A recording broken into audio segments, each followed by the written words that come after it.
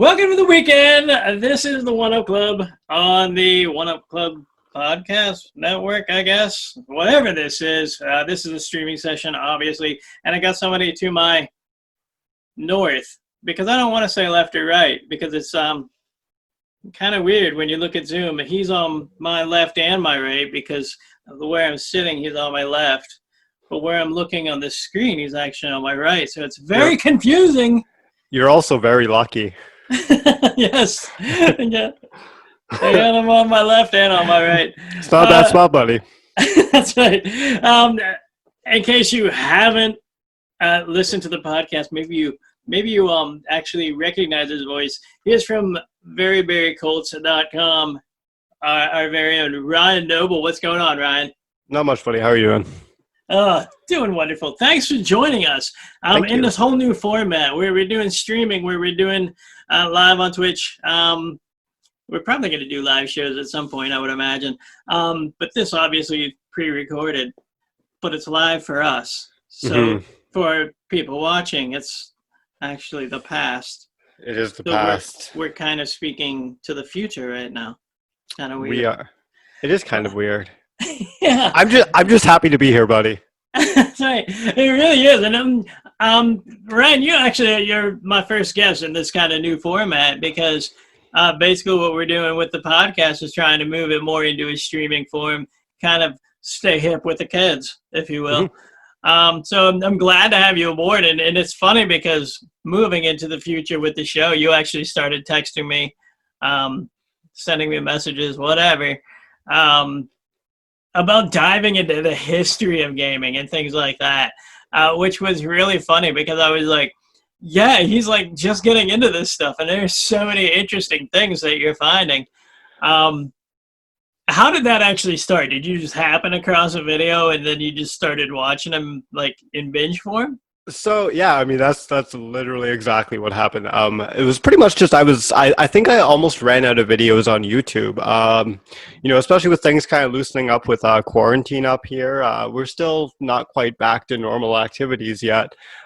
So I've just honestly, I've gone through pretty much everything that's available on all of YouTube, and I've just had, so I think it was just this like video gaming historian video was up, and I think it was like something like 3 of the top mistakes in Nintendo history, and the guy just kind of broke down a bunch of things, and they kind of got into how they were trying to make a disc-based system with Nintendo, which would have been the Nintendo PlayStation. And honestly, I didn't know anything about that. So my mind was blown instantly. And then it was just kind of like a rabbit hole. And, I'm like, the next video is the same page. So I'll check that one out. And, I kind of got it. It's been honestly like to the point where I'm just constantly rolling through them. And I know I'm going to end up rolling through them numerous more times. And I'm going to have to if I want to retain all of the information, because literally it's been hours and hours, of just watching. I pretty much harassed you every time I found something out that I didn't know. Oh, hey, did you know they made Mike Tyson's Punch-Out because they wanted to use multiple monitors to use backstock that they had at the arcades, and this is stuff, and as we all know, and that's well established, I am the biggest Mike Tyson's Punch-Out fan probably ever. So to have found out so much information that I had no idea about, that's apparently pretty common knowledge, but I'm too lazy to learn. Yeah, and well, the thing is like there's so much, and it's a big rabbit hole that you can actually get into, because literally from the beginning of video gaming, when you go all the way back to Pong, where it was basically just kind of an experiment, to even today with all the scandals and everything else that's going on. And one of the things we're going to talk about here on the user end, when you look back at the history of gaming and just how many twists and turns that they've actually taken in the industry, it's literally just this craziness of finding the way and trying to figure out where the art begins and the business begins, and how those two things meld in, and how the innovations actually occur and things like that. And in the video game industry, as you found out, there have been so many missteps that we never think about when we plug in our 80-hour Skyrim game or whatever it is that we're gonna play. Yeah, no, exactly.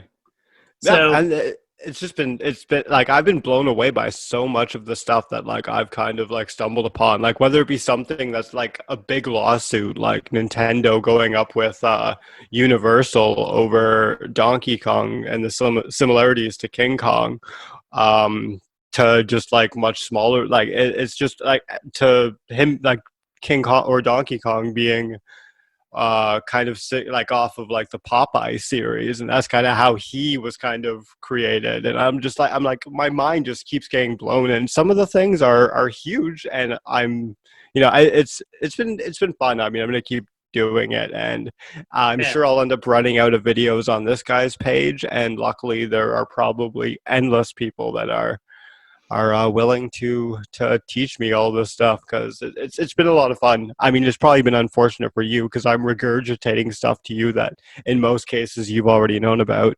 But you have to deal with it because we're friends. Yeah, and I mean, you actually look at it, and I know one of the things that we talked about was simply um, Rob, the robotic buddy, Yeah. robotic operating buddy, for the Nintendo. And basically, when you look back in those times, how little people actually understood about the gaming industry to begin with, to where they actually had to come up with this robot toy just to sell everybody on the video game system because of what a disaster Atari had done with the 7200, and basically ruined all consumer confidence in the video game industry, and certainly on the retail side. Retailers back then didn't have a broad knowledge of everything. They just knew what sold and what didn't. And by the end of the cycle, you could buy Atari 7200s for literally pennies on the Hmm. dollar. Um, and so, why would a business want to get back into video games whenever they literally had that just crash and burn thing? And it took a little bit of creative trickery from Nintendo to even get consoles and video gaming back into households, because there was just such a fearful view of it on the retailer side, and buyers in the retail industry. They just wanted nothing to do with it. It was a black plague at that point. Um, but then going beyond that, like how everything has progressed. I mean, you've got companies like that we were talking about, like the differences between Nintendo and Microsoft and Sony, and kind of their approaches, where Nintendo has never gotten rid of that gimmick type approach. They go and they do things. They stick with what works, but they add a gimmick to it. Hmm. Um, Microsoft, frankly, I mean, getting rid of all the fanboy stuff. Microsoft has a history of putting out kick-ass hardware, but then not actually backing it up with a lot of exclusive content. And then Hmm. Sony is like, we're not doing anything first. We're going to see what happens, and then we're going to improve a little bit on it, and we're going to have first party software exclusive content that nobody else has that actually is successful, that does work. Hmm. Um, and it's one of those things, like it's an industry and there are players inside the industry that keep it moving forward, but really without knowing the history of what was going on in the past, how can you move forward? How can you have a full appreciation of that industry? And I think that it's awesome that you've found that, because I mean, you were just going and just telling me all this stuff, and I was like, you could It's been literally, nonstop. yeah, as I'm reading it, I'm No, like, he is truly excited about this because of how yeah. much stuff there is. Is there any particular story that you found to be like the most interesting as you were actually diving down the rabbit holes? Honestly, I really thought that the lawsuit between Nintendo and Universal Pictures was really cool. Just because I love Nintendo. B, maybe not as much the King Kong side, but I love movie monsters, as as you know.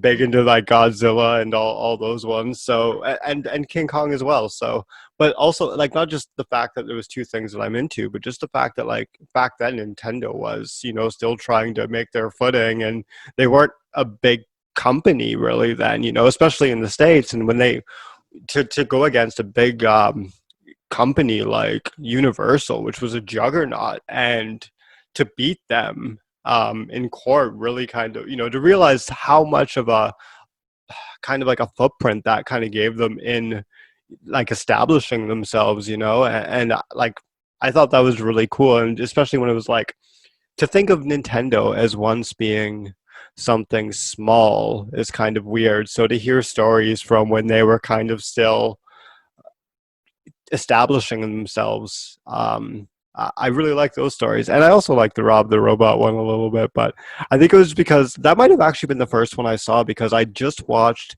an Angry Video Game Nerd episode that was about the Rob the Robot, and it was out of control. And I'm like, I never had a Rob, so I didn't know really anything about it. I'm looking at these games. I'm like, man, these games are something else. But the robot looks so cool. And even though he was like making fun of it and like talking about how slow it was and getting frustrated with it, um, I saw I think it might have been when I watched that one, and then it was like game historian Rob episode. I'm like, oh, I can actually Yeah. learn a little bit about this. And then it was just a snowball after that. Yeah, and it is like once you find one thing, it kind of leads into the next, um, and just looking at all that fun stuff, and then yeah, you had all these big companies that were all trying to protect themselves, and I thought it was funny that you had like the whole Sega and Nintendo going after each other back and forth, just fighting and doing basically some of the first shit posts Yeah. that were done, and it's like just through press releases, like even just taking little swipes at each other. And I mean, I remember like because my thing is Mortal Kombat back whenever like Mortal Kombat 2 came out. And the big deal was like Super Nintendo, they were not going to have blood. And on the Genesis you could have blood. And so it was like when there was blood in the Super Nintendo version of Mortal Kombat 2, it was gray that came Hmm. out. Yeah. But Yeah. Genesis, they were like, yeah, we got the blood. That's right. Well, And it's like they were the edgier now we company, look at right? it. Yeah. Sega And was no, Nintendo. What was yeah, the slogan they used? I think I saw a thing in one of the videos I watched. It was "We do what Nintendo don't" was yeah, one of which the is a main great ads. line. It's incredible. I saw that and I'm like, man, I wish Sega had another chance, because I Yeah. wouldn't change. But I thought that was the greatest ad or slogan I think I've ever seen in my life. That was amazing. How Yeah, did they get because away with even that? then, it was like get in or get out for Yeah. Nintendo, I believe at the time. Yeah. Um, Okay. Yeah. That makes sense then. Yeah. so it was like you had that competitiveness that was Hmm. going on there, and I love literally, it. and you look at how big the industry has actually grown, and it's due to a lot to that. I mean, is Coke as big as it is without Pepsi, or vice versa? Yeah, totally. And you could say yes or no and still be right or still be wrong, and you never know.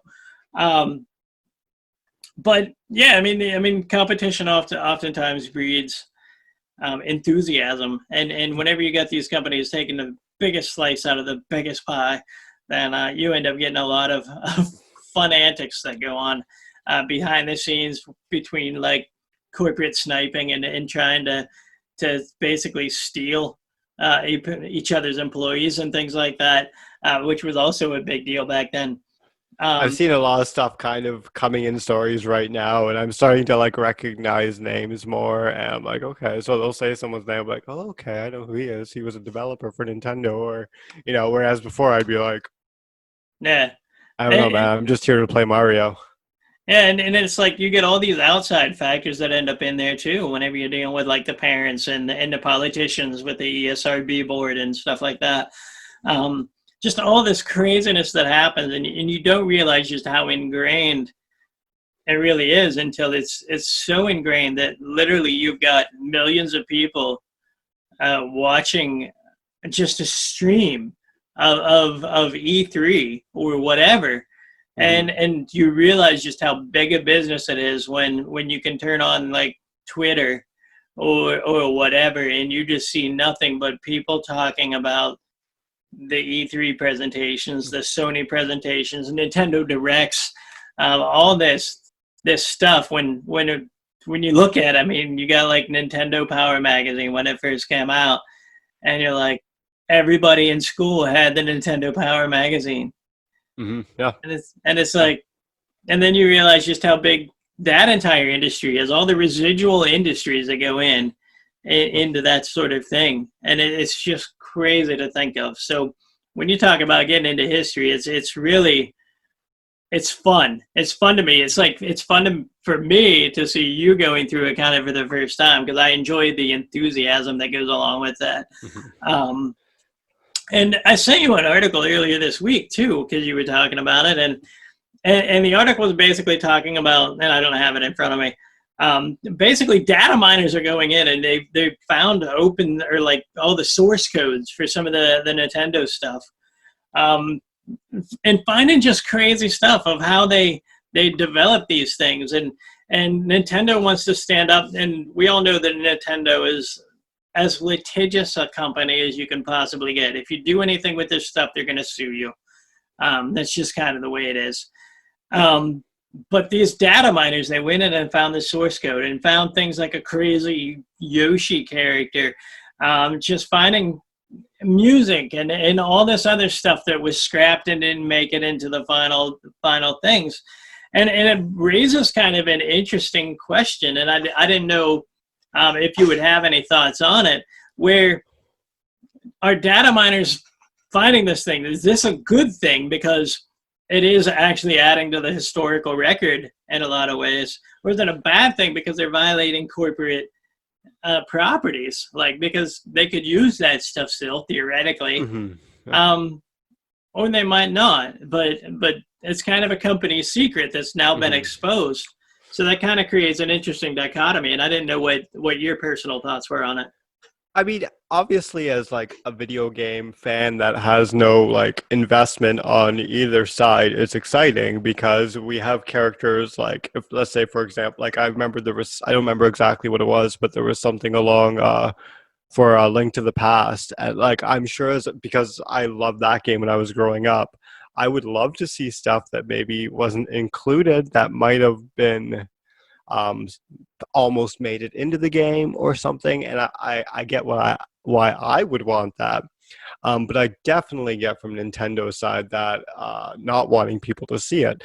I even just like if I think of like any content that I've made, which is not bringing in money like Nintendo. This isn't something I could sit on, bring out in 25 years and make a bunch of money off of. But if I made like sidebars for my website and I ended up having a setup that I was going to launch on it, and I'm like, you know what, I've got a better idea, I'm not going to use these, I'm going to use these ones I'll make instead. And if someone were to like get into my files and like take content that maybe didn't want people to see, I could get why, as you know, because I mean, I made the choice that that was not to be in it because I didn't want it to be, whether I thought it wasn't good enough or whatever the reason is, something prevented me from thinking that it should make the final product. So if I had to pick a side of the fence, I'm sure it's not a popular side, but I would 100%, even though I'd be curious, and I would probably like look at spoilers if they're like, here's the original look for what Little Mac looked like before the first Punch Out came out.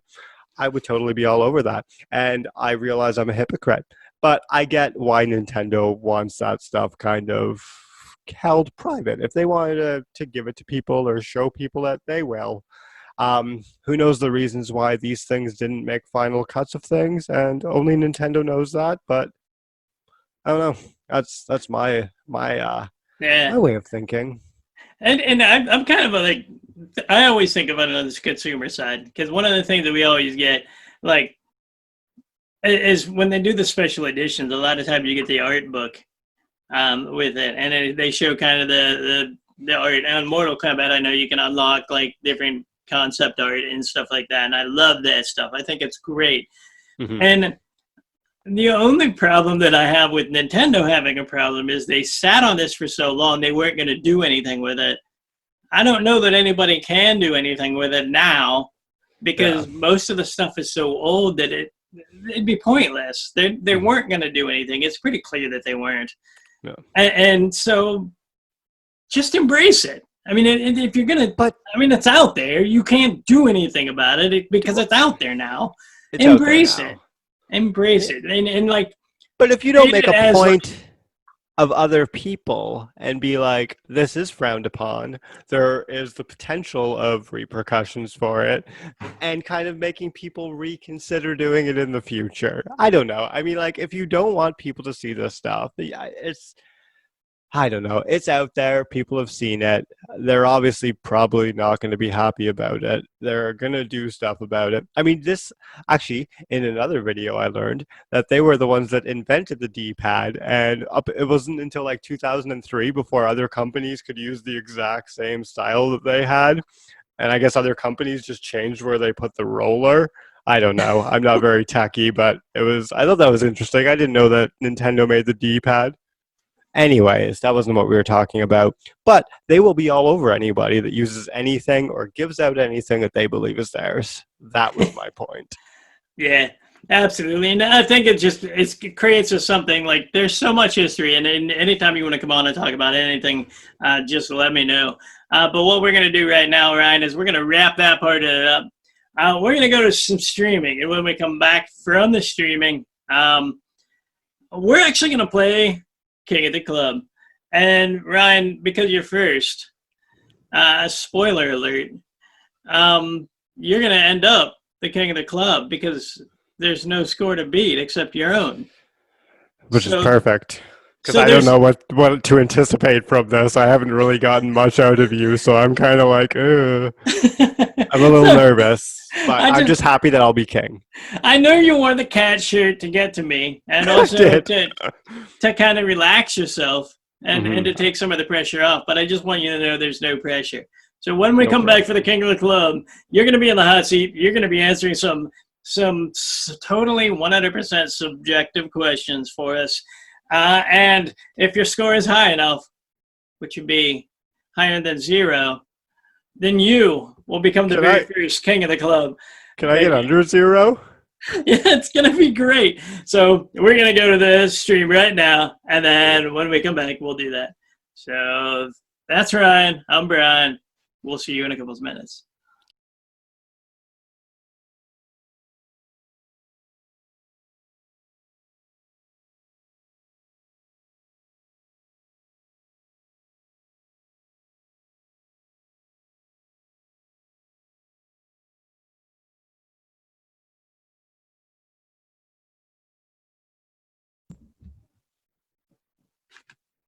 Welcome back to the One Up Club's video podcast, stream podcast thing that we're doing here that we don't even know what to call it.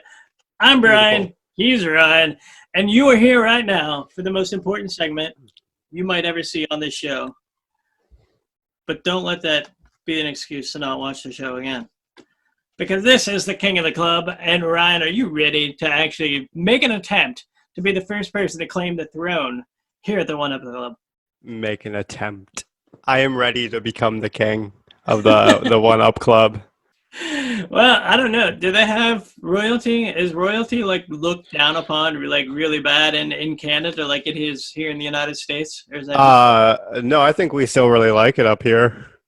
uh, I don't. I don't. But I've got buddies who see are into that kind of thing. you're really weird up there because you have both like the queen on your dollar bills or whatever, Oh. and then like you turn around and like have a beaver on a coin No, on the no, you're loonie. right. We should definitely only have the beaver. Yeah, so it's like 100%. Uh, it's both royal and it's humble. That's kind of and interesting. beautiful. Yeah, but The either beaver. way, Ryan, what we've got here, and we'll explain it to the audience. We've got 2 index cards here with 5 questions that I handwritten.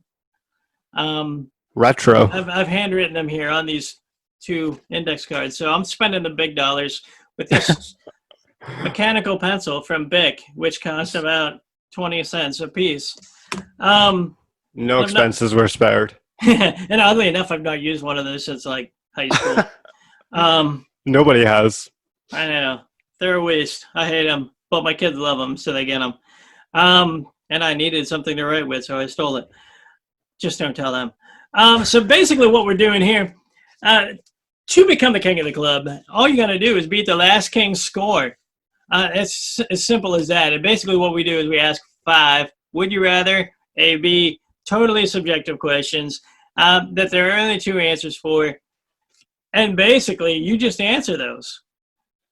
And that That's would be easy easy enough. enough. But you're like, oh, wait, but how do you know? How do you know what the score is? Well, that's easy because what we do then is we go onto various social media platforms. We put up polls involving those exact questions that I will read to him right now with the exact same answers, and we'll let the people decide because they're going to vote, and then we add up all the percentages for each of those. So if he gets 20% of the people agree with him on the first one, then he gets 20 points for that question. And then if only 4%, notice I'm giving you really low scores. I'm likable, so everyone's going to vote on behalf of me. Yeah, well, but it's just for the people, so they'll understand and be able to follow it easier. We don't want to raise expectations too high. So No, they never basically, are. if he has 20% who agree with him on the first question, 4% on the, then he gets a total of 24 points because it's 20 plus 4, which is 24. So it's really through all 5 questions. So basically, that's how it's going to work. That's just a lame as explanation. Maybe I'll make a cool video that has instructions, and I'll even hire my wife with her soothing tones to actually read the script. Ooh. Um, I think everybody would love that more than me talking. But I don't. I don't think you should be so hard on yourself, buddy. I almost took a nap in the first segment, so so because of what the am I going to do? soothingness. I'm really excited about this. I thought it was a fun idea. So I had to Yes. literally, I took so much time coming up with a bunch of would you rather scenarios. So you're basically getting nothing but would you rathers this time. It's not always going to be would you rather. It can be a true false. It can be just an A B. It can be whatever. But they will always be subjective. There will be no actual researchable answer as to whether one there's a good or the other Mine will be is right. bad. However, Ryan, whenever you do answer these, I do want you to defend your answer because some people won't exactly understand why it is that you answered the way you answered because they have their own damn opinions. And it will help them be correct as well. So, so question number 1, Ryan. All right. Again, would you rather not brush your teeth for an entire month, or would you rather not take a shower for 2 full weeks? And keep in mind that you have to be around people for this entire duration. I mean, I would say shower probably. And here's why shower is the right answer.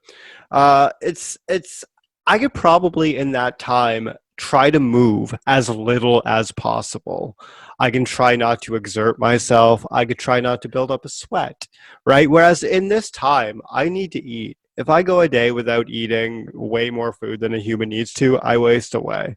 I need to eat a lot. I don't need to move a bunch. So I think it would be easier to prevent myself from smelling body odor wise than I would just with what would be happening in my mouth. It would be vicious. Yeah, see, the problem with that is I think you stink anyway. Oh, Question number absolutely. two. Absolutely.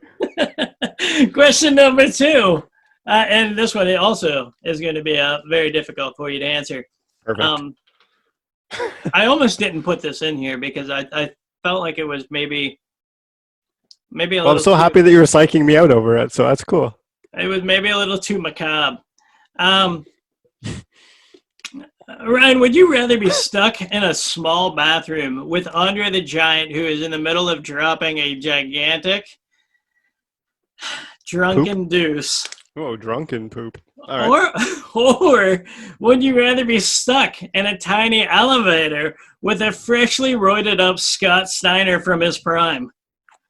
Scott Steiner every damn time. How would it not be Scott Steiner?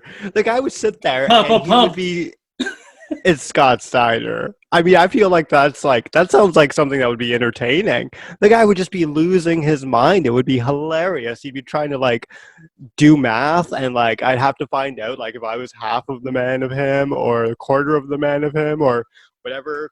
Like, how is it not Scott? Scott's the answer. That's the only answer. Who wants to be in the bathroom with Andre the Giant? Oh, and he's drunk. Do you know how much that guy drank?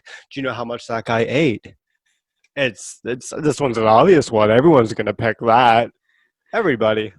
Either way, I think you'd probably die. No, yeah, no. Scott Steiner is no doubt gonna kill me, but it's gonna be quick. So that's why that's the right answer too. I mean, because I was thinking, I'm like, this is a tough scenario because, like, yeah, you would die from chemical asphyxiation with Andre the Yeah, Giant, yeah. That sounds uh, terrible and but slow. if he was freshly roided up and you're stuck in a tiny elevator, there's no freaking dumbbells around. A Big Papa Pump got a pump. You know what I mean? He's gonna have to pump, and I'd respect that. Yeah, You don't get the strangest biceps in the universe like him without pumping all the time. So yeah. And in the end, the guy looks horrible. He just looks terrible. Yeah. I don't want to see you hurt. So I hope you don't ever find yourself in either of those scenarios. I appreciate it. Always Steiner. Question number 3. Would you rather have super glue sweat glands, or would you rather have finger and toenails that grow an inch every hour on the hour? Ugh. Ugh. You know what? I kind of already feel like um I'm always on the verge of sweating. So but I feel like a lot of times I'm unable to break that seal. So am I already existing that way? Like, do I already have glue in my sweat glands? Is that why I'm not able to perspirate like a normal human being? If I go to the gym or something, I just feel terrible because I know I'm on the verge of sweating. So I feel like I'm already living that way. I would hate to maintain my fingernails. I'd be fine with cutting, not my toenails. I don't really love cutting my toenails. Like I do. I'm very, very hygienic in that sense. But I'm gonna go with the blocked up pores with glue. I think I would rather that because I feel like for me, I already live that way. Yeah, And who wants to manicure and pedicure themselves that frequently? Oh my goodness. that to No, me was thank you. a tough one as well. I mean, because no It was matter how tough. much I sweat at work, oh, it'd be bad news. I could change the shirt, man. I can Yeah, change the shirt. It's not like I could put gloves on if my nails are growing that frequently. They're just gonna grow right through them. maybe we Look could like start a Freddy business Krueger. and have somebody scrape off the sweat into like little vials and sell it. Yeah, it would be. Jeez, they made glue out of worse things. Question number 4. Would you rather always carry around a living head with you, no matter where you go, hmm that actually loudly gives you typically good advice? Or would you rather ride around on a temperamental unicorn that occasionally creates chaos all around you? A unicorn that causes chaos. I mean, I feel like walking around the decapitated head is going to cause automatic chaos. Sure, the advice sounds nice. And honestly, I don't find the decapitated head that unsettling, but I don't feel like everybody around me is going to feel that same way. Whereas if I show up on a unicorn and it crashes into everything, everyone's going to be like, it's a unicorn. It's not adjusted. We don't see these all the time. It's trying to figure out its hoofing. It's just trying to, it's the unicorn. It sounds awesome. I mean, I'm wearing a shirt with a cat who is blowing fire on the earth. I like the idea of something magical like that. Give me the crazy unicorn every time. And I feel like I'm missing out on the advice. I would really like that, I think. I think this has been the hardest one so far See, for me. that was probably the softball question of all of them. That's usually the one that stumps me. Yeah. Definitely the unicorn. That sounds wicked. I love unicorns. See, I probably should have had a unicorn that's temperamental, occasionally creates chaos, and attempts to frame you for murder. That's what I should have added. Yeah, well, you know what? I guess it's too late for that. And you know what? It's kind of a pilot You episode, know so I'm what? just gonna fire some rays. I still would go with the unicorn. Just because he tried to, I didn't commit the murder. And I trust that I will get off as an innocent man. It's framing you for murder, and you still like him. He's a Uh, unicorn. He doesn't know how humans treat each other. Give him we time to adjust. question number 5, the final one. You need to get at least 1 point, Ryan. I'm sure I've got a bunch already. At least 1 point. That's all you need. So the fifth and final question for you, Ryan. Would you rather never see a cat again, The other one. or would you rather have it to where anytime you did see a cat, it loses all its hair and hates you forever? So in a world where I never get to see a cat, I feel like this one's not going to be nearly as effective as on any other guest that will ever be on this.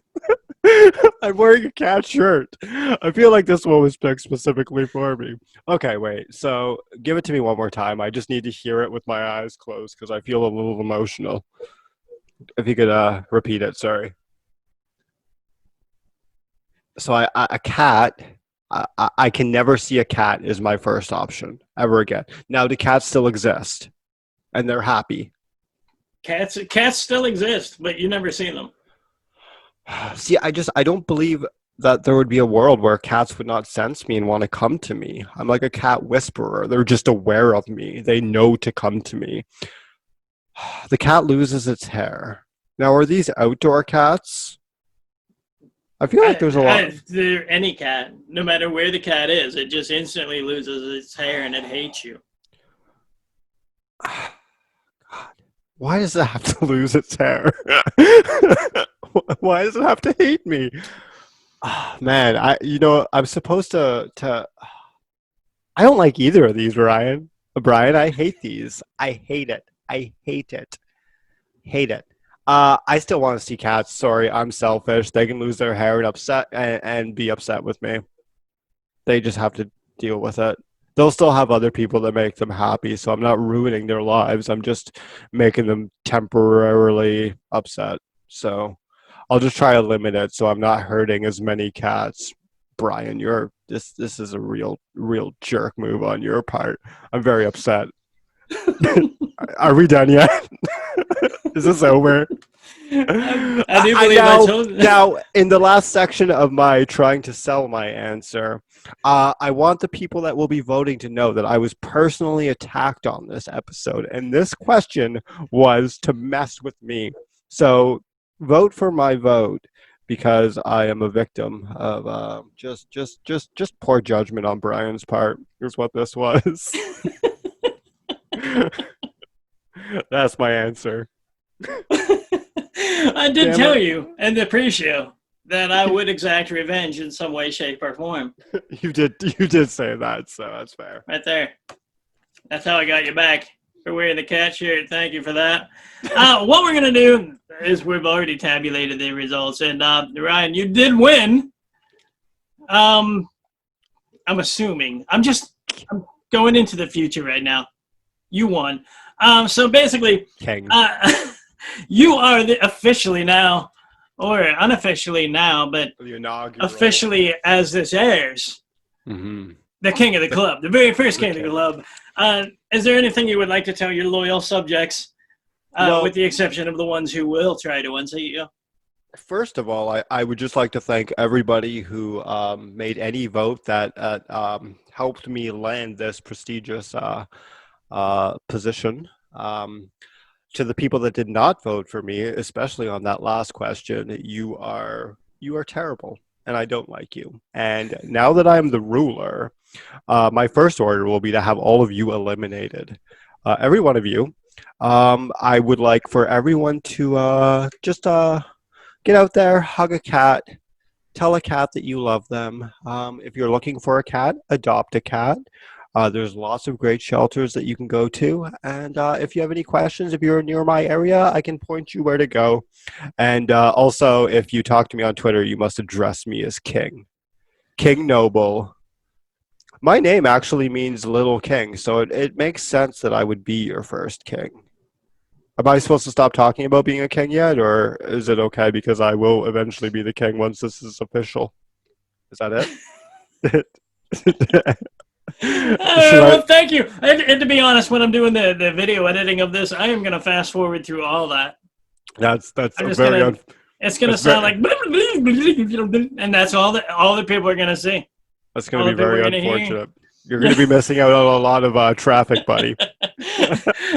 Ryan, thank you so much for coming on to this episode. Why don't you go ahead and tell everybody where they can find your stuff, because I'm sure that you have some some amazing monster videos coming out soon as well. I actually have some nonsense coming out. So if you want to follow me on Twitter or other social media, it is at Ryan Noble 66. And a lot of that stuff you'll be able to find on my social media or at Constructs Nunchucks, also on Facebook, Twitter, and we might have an Instagram, but I don't think anyone remembers the password, so we didn't really put much on there anyways. Don't worry about following that. Just me. Just me and Constructs Nunchucks. All right, excellent. Thank you so much once again, and Thank to you. everybody else out there. I thank King. you for joining us on this grand adventure where we crowned the first gaming King. club. And if King Noble. King, I need a king emoji in my name. King the Noble King. Uh, so be sure to join us if you want to actually try to unseat the king. By all means, let me know. Good luck. On Twitter, on Facebook, all that stuff that is popping up all over your screen throughout this entire episode. Just get a hold of us in that manner. Also go to www.oneup.club. You can go there and actually find all the links to absolutely every social media, everything, and plus the article in which we're going to have all the poll voting, which would be closed by now, but will be open after now. So again, this time travel thing is so weird to me. It really is. But I do thank you, and tune in next week for some more fun adventures. Also, this Sunday, we're going to have pop-up video games where we're going to do some interesting, fun facts about this game right here, RBI Baseball for the Nintendo Entertainment System. You know that's not an officially licensed Nintendo cartridge, right? Yeah, cartridge gaming is so much fun. And RBI Baseball is a classic that will never die in my heart. It's so good, and I don't even like baseball. So be sure to tune in here, right here on Twitch, right there on Facebook, probably on YouTube, all that stuff. Make sure you find us. Join us live, and you can join in the chat, and we can actually chat back and forth with you and everything else. Which And I can't be fast forwarded there. Yeah. So we will see you at that time, whenever that time is, because we're time travelers and we don't have the first clue about what's going on. So take it easy, and we'll see you later.